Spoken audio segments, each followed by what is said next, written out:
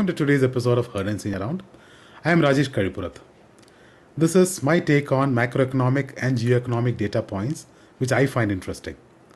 I hope you enjoy watching it as much as I enjoyed curating it. Cheers. News anchors speak in a tone suggesting they've just discovered fire, even when they're reading weather updates. AI won't take your job. It'll just audit your work and wonder how you kept it. Financial advice always starts with cut expenses, as if my expenses aren't already on life support. Diplomacy is when two countries politely pretend they don't know what the other is actually doing. Sanctions are the international version of blocking someone's number and hoping they notice.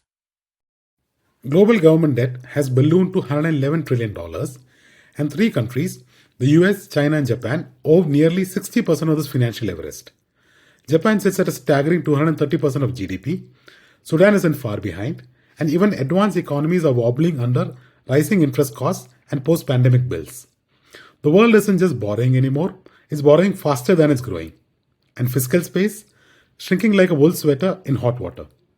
As Milton Friedman warned, there's nothing so permanent as a temporary government program. India's political landscape may not swing wildly, but it definitely shifts.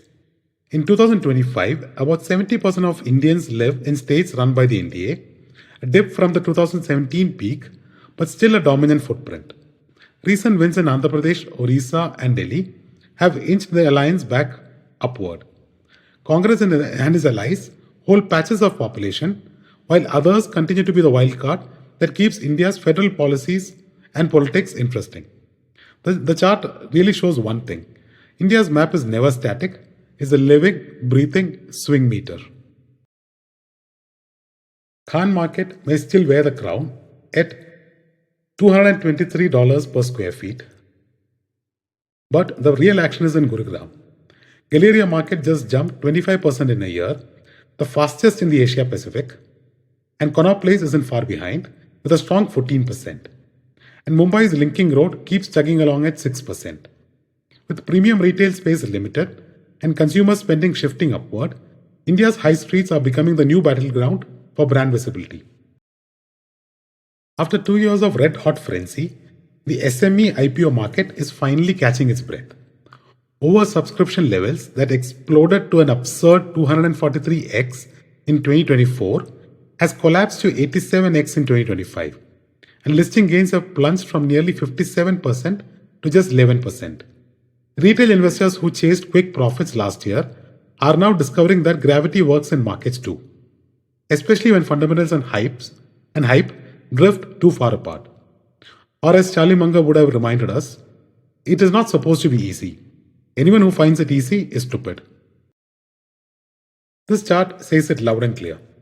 Foreign portfolio inflows rise and fall almost in sync with India's nominal GDP growth. When growth accelerates, FPIs flood in.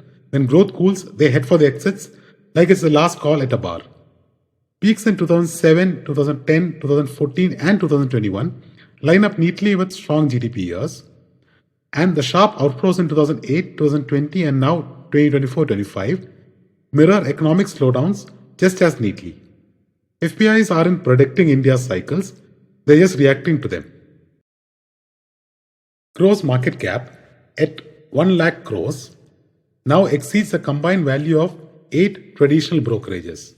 One startup is worth more than an entire shelf of legacy names, which says a lot about where India's retail investing culture has moved. Is this brilliant innovation or just a very expensive popularity contest? Possibly a bit of both. Bombay reigns supreme with 91 billionaires, followed by Delhi at 70 and Bangalore at 31. Chennai and Hyderabad add strong showings, while cities like Pune, Ahmedabad and Kolkata round out India's wealth hotspots. The pattern is clear. India's billionaire population isn't just growing, it's concentrating around major economic and tech hubs. Where capital, industry and ambition collide, fortunes will follow. When the finance minister says India needs bigger banks, she isn't exaggerating. He's basically holding up this chart and saying, look at their banks and then look at ours. China's top 4 banks are financial Godzillas, each sitting on $5 to $7 trillion of assets.